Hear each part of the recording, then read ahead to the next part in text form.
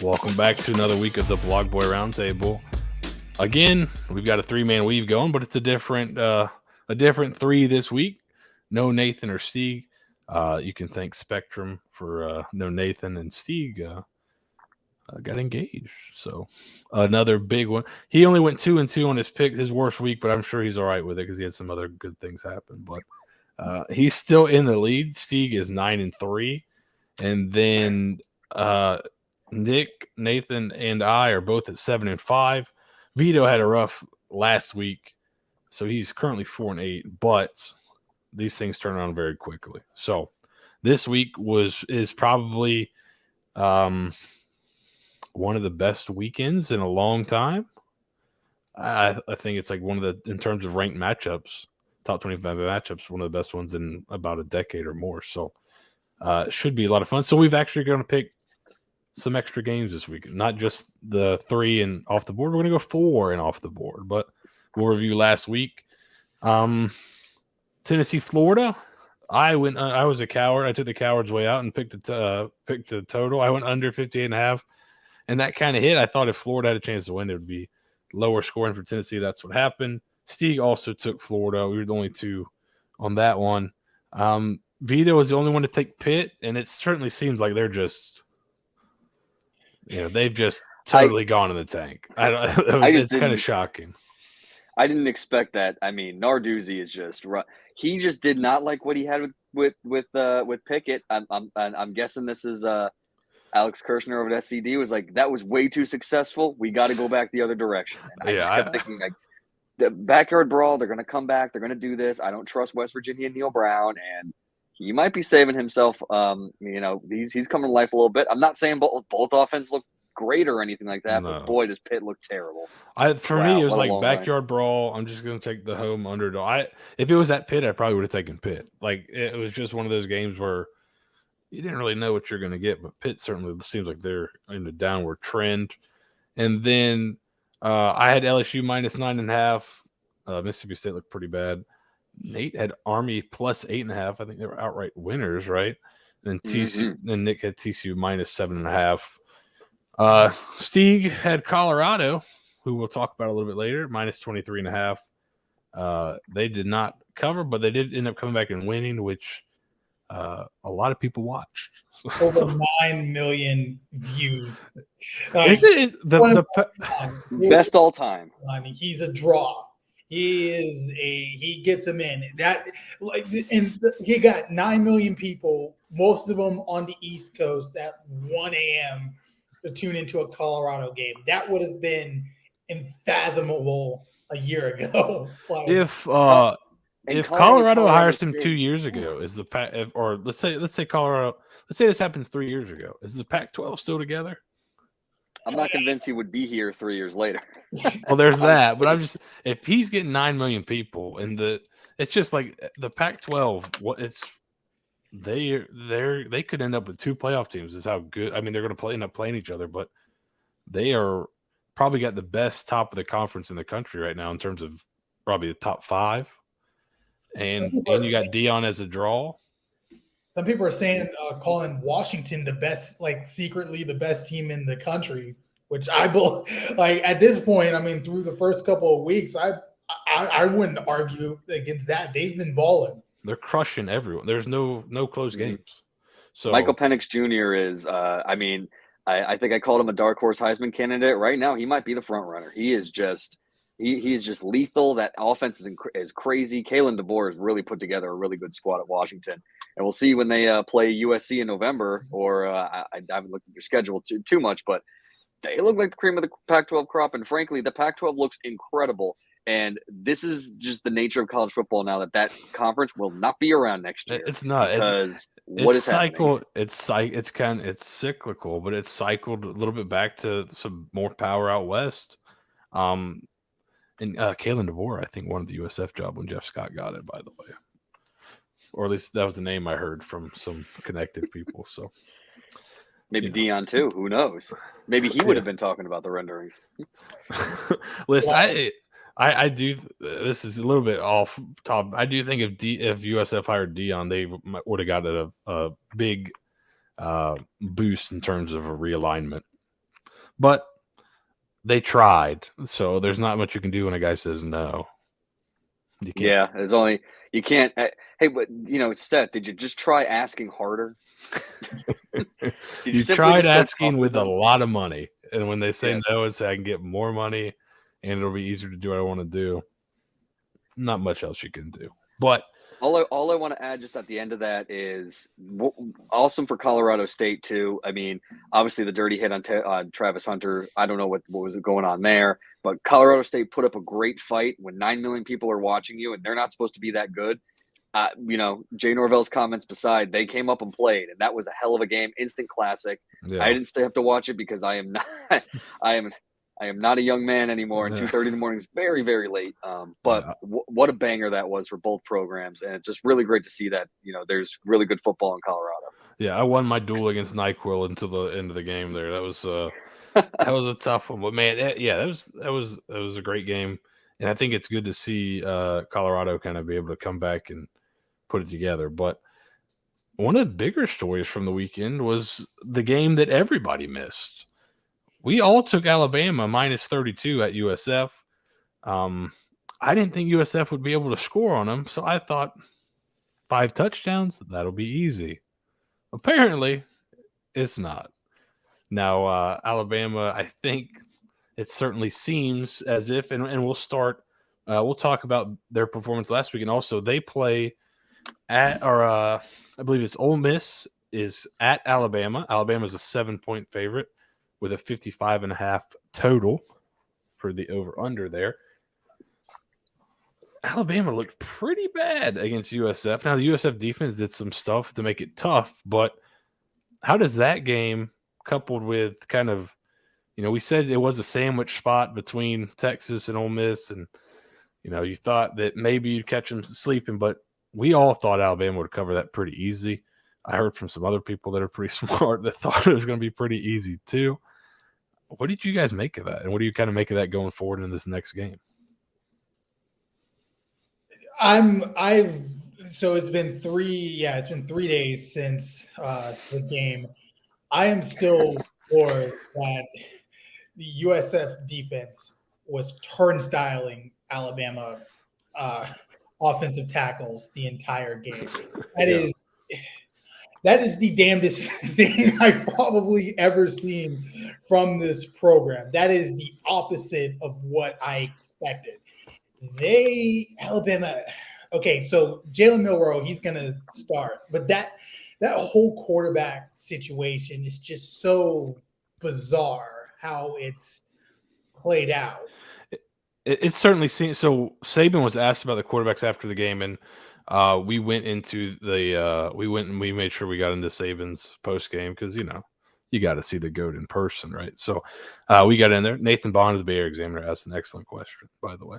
But we got to go in there, and he was asked about the quarterback situation. It certainly seemed like either it was criticism from the Texas game, or it's kind of come out that possibly he was not super happy with sharing reps in practice.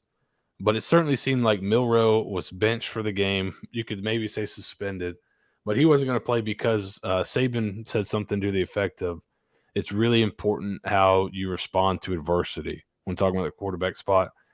And it certainly seemed to be talking about Milroe and not the two guys that had played that day. So I heard a report, I think maybe Greg McElroy or somebody said that he was not happy splitting reps in practice. So maybe that was it. I don't know what's going on, but it certainly seems like Milroe is the best guy by far. And they tried to kind of go at it without him last week, and they did not look very good. I was shocked at how bad Tyler Buckner looked. And I don't know if this is Tommy Rees. And he said that USF brought some exotic blitzes, but how exotic are we talking? Like, I mean, Daquan Evans had a day, but still, like you said it right. That offensive line was like a turnstile, and I don't know if Buckner wasn't seeing it. Ty Simpson then came in and wasn't seeing some of the pressure. I'm surprised he held on the ball some of the times he got hit. Yeah, I was wondering about Milroe because if they just decide to run the damn ball and had Milroe, they probably just win this outright. They finally ended up doing it at the end. When he didn't come in, it was like, is Saban proving a point? So that all makes a lot of sense. But buddy, if this is against USF, I mean, with rain, the rain delay and everything like that, I was just shocked that they couldn't find open receivers. They were throwing ducks. They were one hopping. I mean, these are, this is supposed to be one of the best teams in the country. If it's this, if this bad against USF, you got a whole SEC slate you got to worry about. Is it possible Saban's out trolling Lane by totally throwing the game before playing it? So even with the whole Milroe sending a message and possibly getting benched during the USF game to make a point, you're heading into SEC play. And so coming off the Texas game where he wasn't bad, but he wasn't really impactful, this would be your get right game. If you know that Milroe is the guy, like, okay, let's get him reps against this lowly opponent that we should beat up, and then you springboard yourself into SEC play. So that in itself is still bizarre. There are more theories about this floating around than like the JFK assassination. I've heard that Saban wanted to prove a point to Tommy Rees that, hey, you think Buckner's a guy? All right, let him play. I've heard so many different things, but after it's all said and done, Milroe was named the starter going forward, and it certainly seems like that's the right idea. So going into this game here, we're going to be making a pick on it.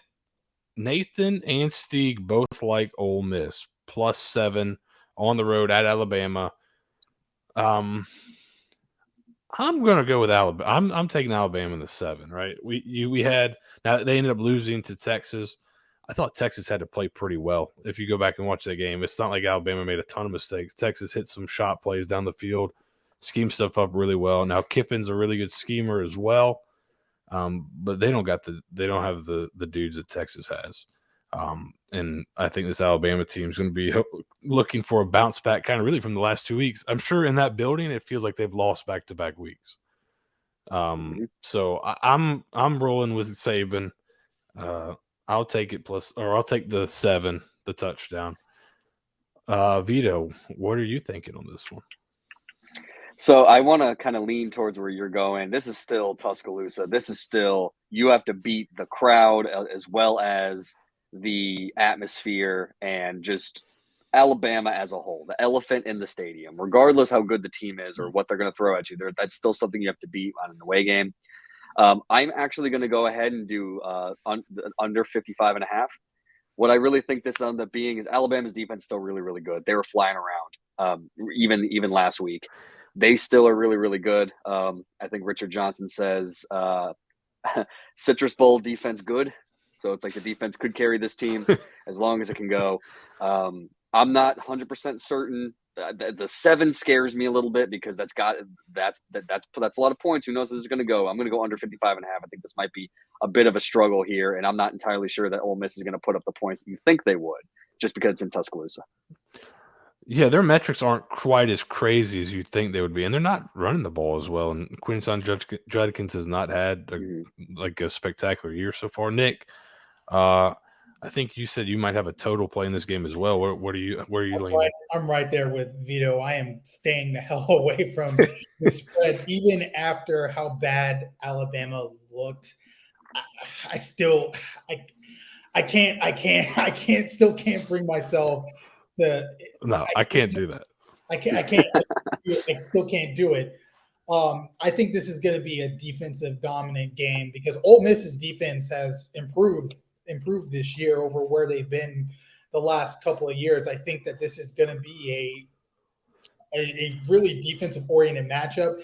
Everyone, Jackson Darts had a pretty good first couple of games, but I think he's going to be under a lot of duress here in Tuscaloosa because that deep man, Dallas Turner, like you want to talk about a dude who's going to go in the first round. That dude was flying around and just in young Byron Brown's face the entire game. But yeah, just give me the under here. I am staying the hell away from that spread. Yeah, the first 2 weeks of the season, USF was one of the top teams in the country offensively in terms of explosiveness.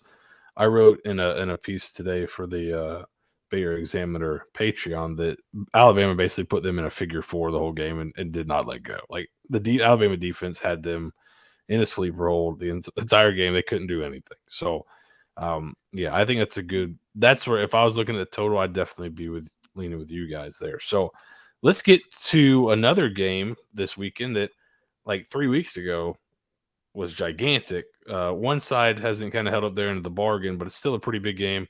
You got FSU at Clemson. Florida State is currently a 2.5 point favorite on the road at Clemson. The total sits at 55. Stieg and Nathan both like Florida State. Nick, where do you lean on this one? I'm right there with him. I'm going the Noles to cover on the road, even after they had a pretty weird game against Boston College on Saturday. You know, there's a lot of inclement weather in the Boston area. Jordan Travis got banged up towards the end of the first half, but then he came back in. They jumped out to a pretty sizable lead. I think it was like a 3-touchdown lead. And then Boston College somehow MacGyvered their way back into the game before ultimately FSU closes the door. This game goes back to what we've been saying with Clemson. Who outside of Will Shipley and I guess Kate Klubnik is going to make explosive plays for that offense? They've been able to light up Charleston Southern and FAU the last couple of weeks, but I'm still not seeing it against a caliber of a team like Florida State. Also, I was looking this up that even against, Charleston Southern and FAU, the Clemson defense only has 4 sacks through those first 3 games, which you would expect more when you're basically playing a lower G5 team and an FCS team. So I kind of question that as well. But yeah, I think that this is where FSU's been trending back towards being the top dogs of the ACC. And I think they know that this is that game where they officially ripped that mantle back from Clemson, and they've had this circled since the offseason. So yeah, give me the Noles by. I don't think this is going to be particularly close. Vito, where do you lean here? I'm shocked at the spread on this and the fact that I think it opened Clemson favored, right? I think there certain places it might have. The opening I saw it like at DraftKings, which is the only book we use, Vito, was that's true. I think Florida State was 1.5. It went or 2.5. It went down to 1.5 and it's climbed back up to 2.5. I think is what happened. And I get why the networks did this, but I hate that TV took over. This game should be a night game in Death Valley. And at that point, I would think Clemson has a chance. I do not think a nooner at this point. FSU wants this more than Clemson does. They have the talent. They have the dogs. And I'm going to steal a term from Nick Simon. You got to win your clunkers. And when you win your clunkers, good things can happen. So Florida State put up a clunker. They were a little snoozy up there at noon in Boston College. Thomas Castellanos made some huge plays, but BC ultimately shot themselves in the foot with 18 penalties. I don't think that happens again. I think Mike Norvell uses that as a teaching component. So he gets the best of both worlds. Hey, you got the win, and now I can go ahead and say you can't make these mistakes again, because if you do, you're going to lose against Clemson. Again, I hate that this game's at noon. It should be a night game. All these games should be night games. FSU versus Clemson. Huge prime time. But, hey, the TV networks are going to do what they're going to do. So the pro move is you go set up your tailgate, and at noon you watch this game. But I got Florida State minus 2.5, and I think they're going to win by a couple touchdowns. I got to be – I've struggled with this one a little bit. I really want to pick Clemson, but when I start thinking about it, just a home dog, kind of the top dog, great defense, but like Nick mentioned, where's the explosiveness? Right, you need to be able to make some big chunk plays. They've been really bad at this year. I think they're like 128th or something like that. I heard today in explosiveness, and they're really bad once they get down in the red zone in terms of finishing drives. Now, maybe they'll play the perfect game and they'll finish the drives, but I think the more likely thing is that Florida State's just got a little more firepower. So even though Clemson, I think, is the superior defense here.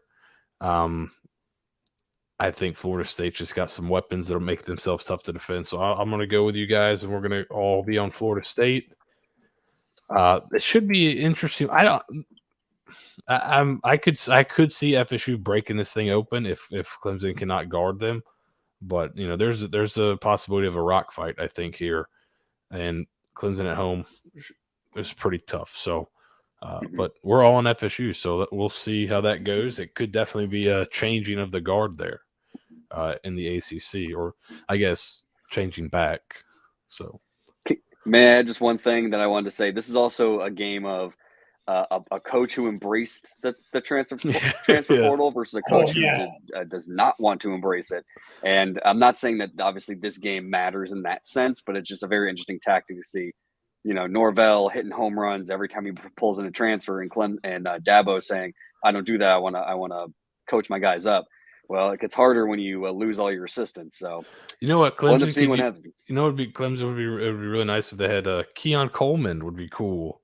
Clemson would be a lot better if they had him. So, yeah.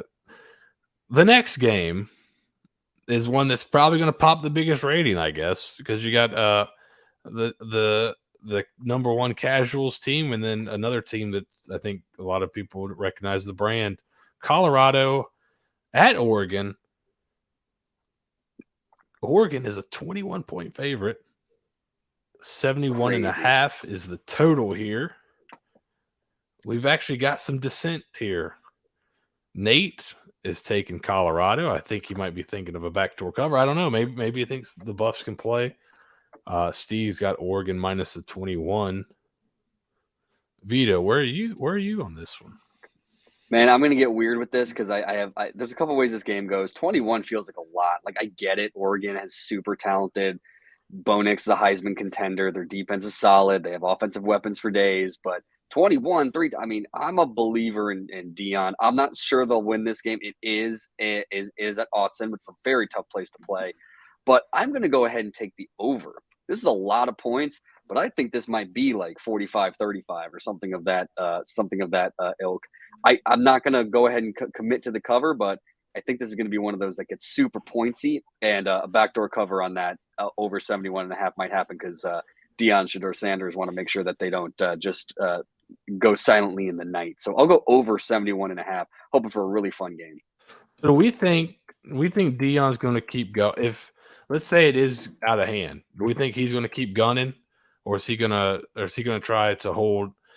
Because Shedeur maybe he takes a lot of hits. If the game gets out of reach, do you keep him in and just keep gunning for it, or would you take him out? I don't know. What do you think he's going to do, Nick? Oh no, they're going to keep gunning. I mean, we said it earlier. We fell asleep during the Colorado game, but they sure as hell didn't give up. They're going to. The whole thing about this game is both teams are going to put on a show like this. Who knows? It may not necessarily be close, but it's going to be entertaining, man. This might be the most entertaining game of this entire weekend slate. You have, this whole Colorado thing is just in the stratosphere, out of the stratosphere. And meanwhile, you have Bo Nix playing in front of a national audience at 3:30 p.m. Eastern. So the entire country, coming in to watch Deion will actually get to watch Bo Nix and that amazing Oregon offense. I'm with Vito here. I'm going to go hammer the over. Just let's go. And that's even with me not even sure if Colorado will cover by hook or by crook. They're going to put points on the board. And again, I'm just looking forward to the show in this one. Yeah, I've gone back and forth. I think the over is definitely a possibility. I just Colorado's defense is so bad, so Oregon's going to score points. Oregon allegedly has a good pass defense, so I think they'll definitely be tested. I'm going to go with Oregon here. I've really waffled back and forth between Oregon and Colorado and the over. But I'm going to go with Oregon. I just think there's a possibility that it all kind of turns bad for Colorado in one game. That happens. Sometimes everything turns right. Sometimes everything turns wrong for you. first, I think this is probably a tougher environment than TCU here on the road. Been in the home the last 2 weeks. So I'm going to go with Oregon. So Stieg and I have Oregon. Nate's got Colorado, and Vito and Nick have the over. And I think that over's definitely, if it's a close game, the over's in. Like, it may get over 90 if it's a tight game. I want to be with you. Like, normally overs that much, it's like that's too many points. But this just feels like, and it could very well be that Oregon jumps out to like a 21-0 lead, and then Colorado storms back. And I just don't see, unless Shedeur Sanders is hurt, Deion ain't quitting, and Shedeur ain't quitting, because if he keeps putting up those numbers, we're talking draft pick. We're talking high draft pick status day one. Yeah, he's been unbelievable. So that's the one he's a really good quarterback, and he can keep you in a game.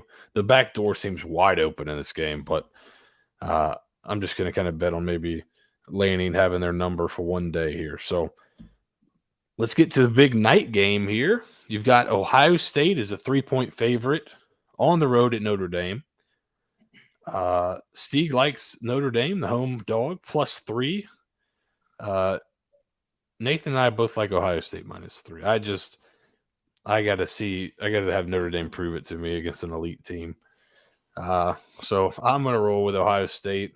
Nick, where are you at on this one? I'm going to go with Ohio State as well. Very, very, very interesting heavyweight fight we have here.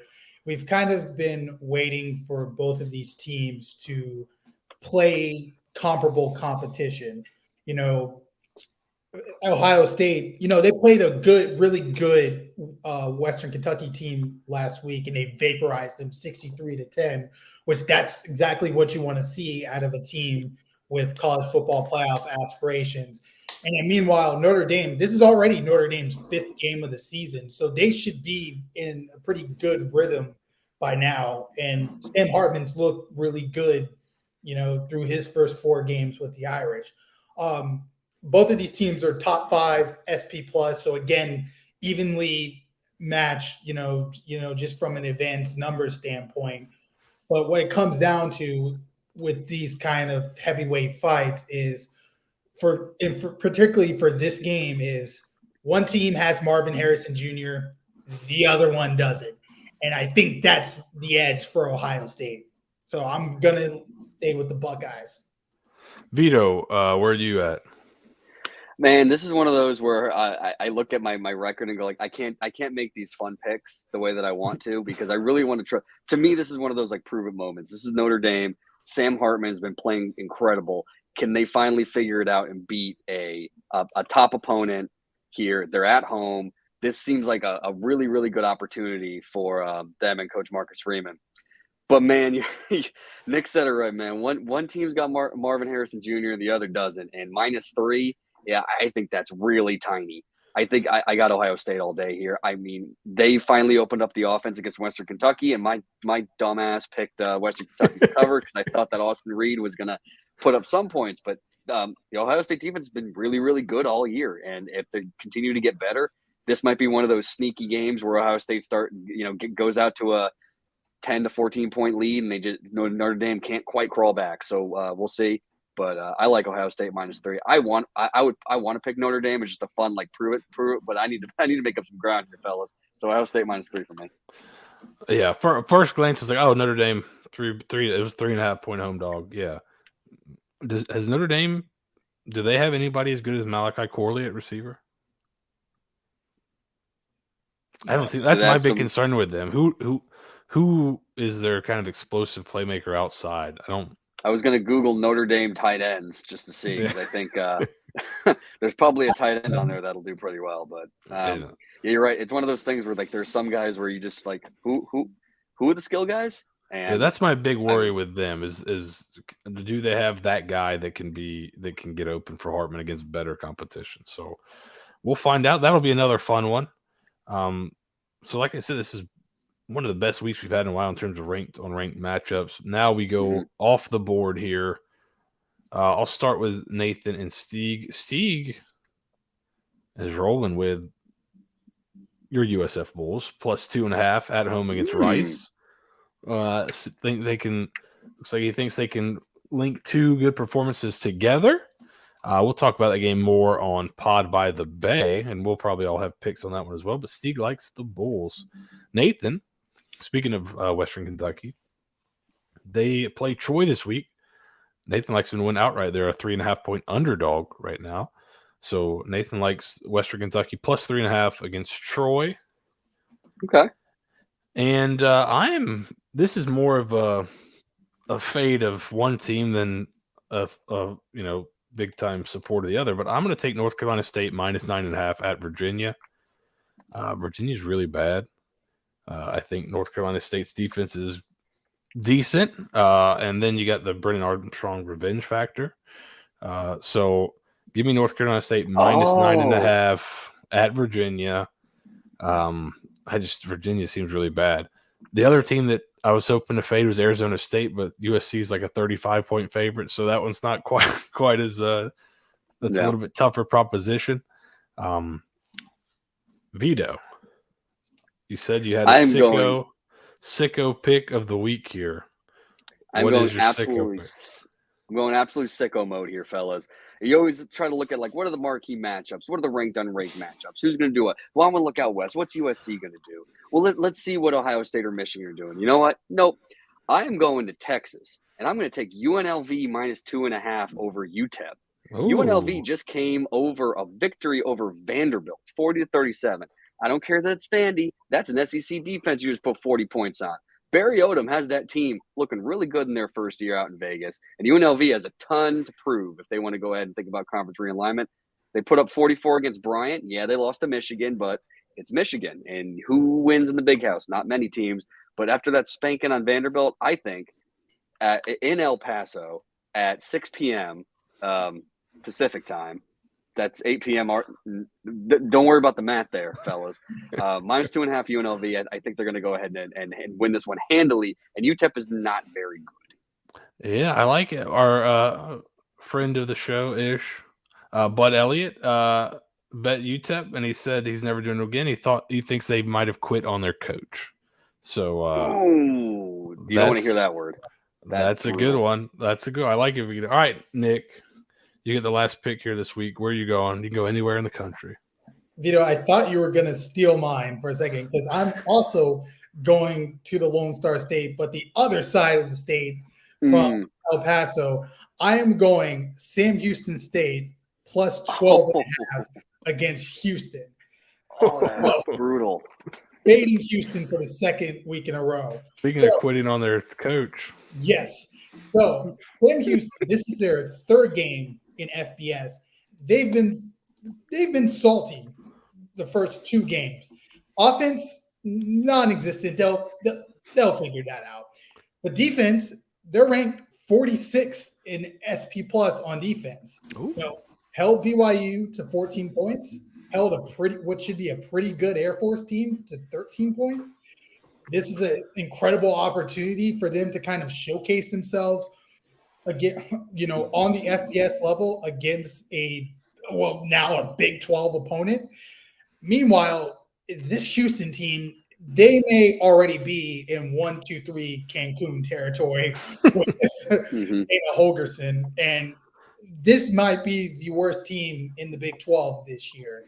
Them getting annihilated, well, not annihilated, but it wasn't – that game against TCU last week wasn't particularly close. If Houston messes around and loses this game, Tillman Fertitta might as well just come down to the field and write the buyout check. hand it straight to Dana right on the field. Like, here you go. Thank you for your service. You're no longer needed here. So I'm going to go big. Give me Sam Houston plus 12.5. And Sam Houston also had a bye week, so I'm sure they've got some stuff cooked up. They have a sneaky good defense. When you said there's another game that I was thinking about, but it was way too sicko, was Hawaii minus 3 versus New Mexico State at midnight. I almost did it, but I'm like, I don't trust.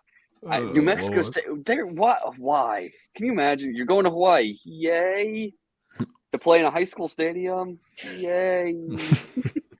This is going to be great, guys. Hats out to the Bows, though. I just didn't like any team in that scenario, but I almost picked that one. That would have been truly sick. That's the next day level of sickness. So, Mhm. all right. So, let's recap. We've all got FSU minus 2.5 at Clemson. ACC changing the guard. I've got Alabama. Steve and Nate have Ole Miss. Nick and Vito have under 55.5 with Ole Miss at Alabama. Steve and I have Oregon minus 21. Nate's got Colorado plus 21. Vito and Nick both over 71.5. Everybody's got Ohio State except for Steve, who's got Notre Dame plus 3. I've got NC State minus 9.5. Nathan has Western Kentucky plus 3.5. Vito has UNLV minus 2.5. Nick has Sam Houston State plus 12.5. And Steve has USF plus 2.5. Well, it should be a great. I mean, even outside these games we picked, I think there's 3 other ranked on ranked games. Should be an awesome weekend of college football. We will be back next week to review the week that was and preview the next week of games. Please like, subscribe, leave a comment. Let us know what we're doing wrong, what we're doing right. And thanks for watching. Don't forget the game, the YouTube algorithm. Yes, we got a game, the YouTube algorithm. Help us.